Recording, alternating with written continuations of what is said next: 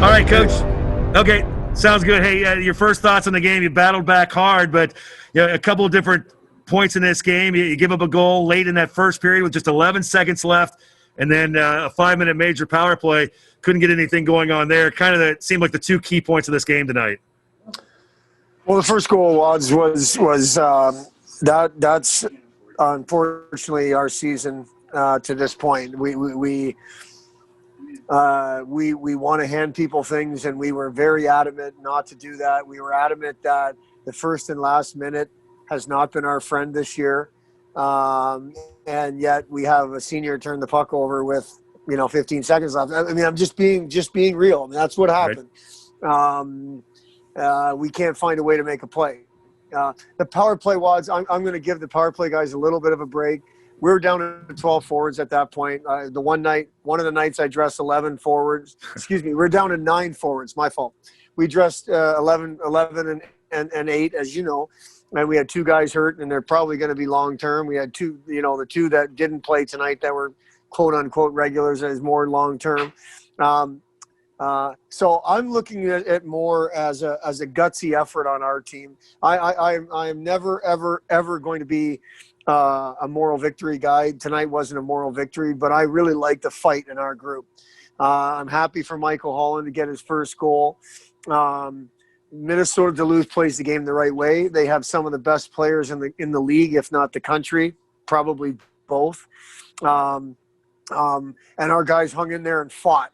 And I didn't like the second goal. I think Ludvig, it's a puck that he normally has. So no, we didn't create enough. We're not going to win a game 1-0. We know that. But it is something that there was some positives to take away from tonight. That 5-minute major penalty. Yeah, we the power play could have won us the game. But we've got 2 regulars in Savage and Cassetti not on that first unit, and it showed. Coach, you mentioned Ludvig, and after last weekend, after that Saturday night game, had a pretty nice bounce back game. What does that do for you to boost your team to be able to have a good bounce back game from the goaltender? I told Wads this before the game, Drew, that we think Ludvig gives us the best chance to win. I think the team is more confident with him in the net. I'm sorry, again, that makes me sound like the bad guy, but that's just the reality, and those are the decisions we have to make. And as I say that, I think if he was sitting right beside me, he would agree. The second goal was one he has. The first goal, I'm not exactly sure if it was a bad read or he really committed to that, the guy with the puck, and then He had to scramble big time to the back door. But he was solid, in and around that. I thought he smothered a couple pucks that we needed him to get a breather, like a whistle. He definitely wasn't the reason that game got out of hand last weekend. He's arguably been our best, most consistent player. Sure. So, was it a bounce back game? I thought for the most part he did his part. Well, and you've said it, and he gives you the best chance to win, or he at least keeps, more times than not, keeps your team in the game to give you a chance to get back into a game if you're down. So, I mean, I think it's about all you can ask for when it's all said and done. That's what we think. I want to make it clear, Wads. That's what we think. I'm not saying that we're right.